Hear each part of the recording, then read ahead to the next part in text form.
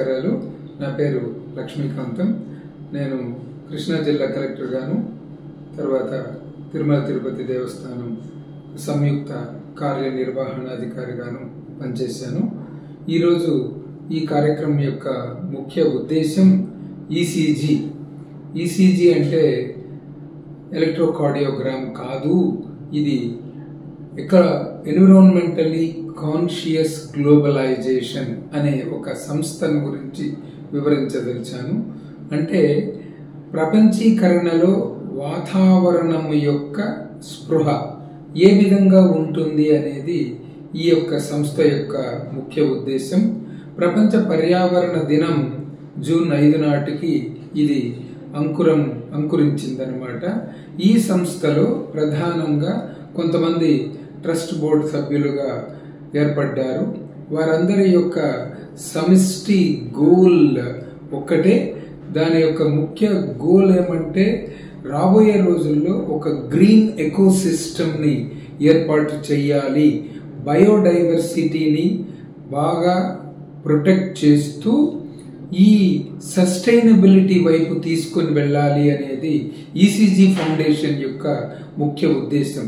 World environment day 2025 నాడు మనము ముఖ్యంగా చూసినట్లయితే plastic pollution, reducing the plastic pollution globally, అంటే ప్లాస్టిక్ వలన కలిగే కాలుష్యాన్ని ప్రపంచం మొత్తం తగ్గించాలి అనేది ముఖ్య ఉద్దేశం అన్నమాట. కాబట్టి దాన్ని మనం సాధించాలి అంటే సస్టైనబిలిటీ కావాలి, అంటే సుస్థిరత వైపు ఈ సంస్థ ముందుకు అడుగులు వేస్తుంది. సుస్థిరత అంటే nurture the nature, nurture the future అని అర్థం. Be the change but not the waste. Sustainability is defensibility, justifiability, viability, reliability, believability అని అర్థం అన్నమాట. కాబట్టి ఈ సంస్థ థింక్ గ్లోబలీ, యాక్ట్ ఎకలాజికలీ అనే నినాదంతో ముందుకు వెళ్తుందన్నమాట. ఎందుకంటే ప్రపంచం మొత్తం ఈరోజు సస్టైనబిలిటీ వైపు చూస్తున్నాం. సుస్థిరత ఏంటా? సుస్థిరత అని చూసినప్పుడు వాతావరణ సుస్థిరత కావాలి, సామాజిక సుస్థిరత కావాలి, ఆర్థిక సుస్థిరత కావాలి, సాంస్కృతిక సుస్థిరత కావాలి. అంటే మన చుట్టూ ఉన్న ప్రకృతి వనరులను కాపాడడంతో పాటు బయోడైవర్సిటీని కాపాడుతూ ఈ రెన్యూవబుల్ ఎనర్జీ వైపు తీసుకొని వెళ్ళవలసి ఉంటుందన్నమాట. సుస్థిరత కానీ తప్పనిసరిగా సాధించాము అంటే సుస్థిర అభివృద్ధి లక్ష్యాలు 17ని మనము ఒక గోల్గా తీసుకొని ముందుకు వెళ్ళవలసిన అవసరం ఉందన్నమాట.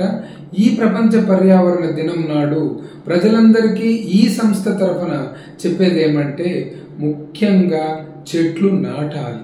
ఎందుకంటే ప్రపంచంలో ఈ రోజుకి 3 లక్షల కోట్ల వృక్షాలు ఉన్నాయన్నమాట. ఎందుకంటే ఆక్సిజన్కి వాతావరణంలో 20% ఆక్సిజన్ ఉంటుంది. అదేవిధంగా ఆక్సిజన్ ప్రొడ్యూసర్ ఏది అంటే ఈరోజు మొక్కలను కూడా మనం పరిగణలోకి తీసుకుంటాం. మొక్కలు కొన్ని పౌండ్ల ఆక్సిజన్ని రోజు విడుదల చేస్తుందన్నమాట. ఆక్సిజన్కి మెయిన్ సోర్స్ ఏమంటే సముద్రం. సముద్రంలో ఉన్న ఫైటో ప్లాంక్టన్ కానీ అదేవిధంగా ఆల్గే కానీ ఆక్సిజన్ని ఎక్కువ శాతం ప్రొడ్యూస్ చేస్తూ ఉంటుంది. భారతదేశంలో చూసినట్లయితే ఈ గ్రీన్ యొక్క విస్తీర్ణము 25.17% ఉందన్నమాట.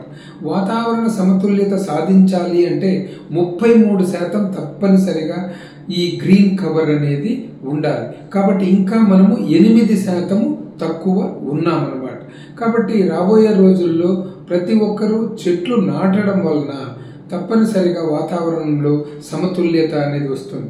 సూరినామ్, ఫ్రెంచ్ గయానా లాంటి దేశాలు చూసినట్లయితే 95% గ్రీన్ కవర్తో ఉందన్నమాట. కాబట్టి భారతదేశంలో కూడా దీని మీద దృష్టి పెట్టి తప్పనిసరిగా ముందుకు తీసుకొని వెళ్ళాలి. Pollution, be a part of the solution, not a part of the pollution అని అంటాం. దీనికి ప్రెసిడెంటు, సెక్రటరీ, జాయింట్ మన వైస్ ప్రెసిడెంట్ ముగ్గురు 3 పిల్లర్స్ లాగా యాక్ట్ చేస్తున్నారు ఈసీజీ సంస్థకి. ముఖ్యంగా మార్కండేయుల్ గారు తప్పనిసరిగా మ్యాన్ ఆఫ్ కమిట్మెంట్. ఎందుకంటే ఆయన committed to goals, and dedicated to plans అనే దీంతో నినాదంతో వెళ్తున్నారనమాట. ఎందుకంటే is a man of determination, dedication and devotion.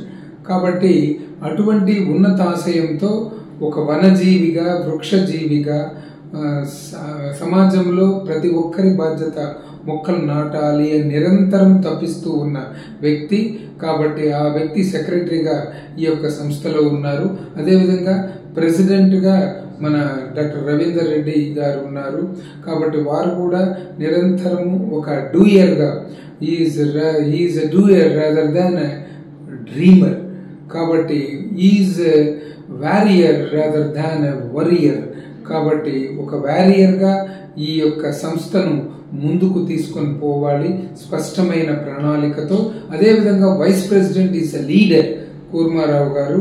కాబట్టి is a terrific, dynamic, unbeatable, inimitable leadership qualities ఉన్న వ్యక్తి అనమాట.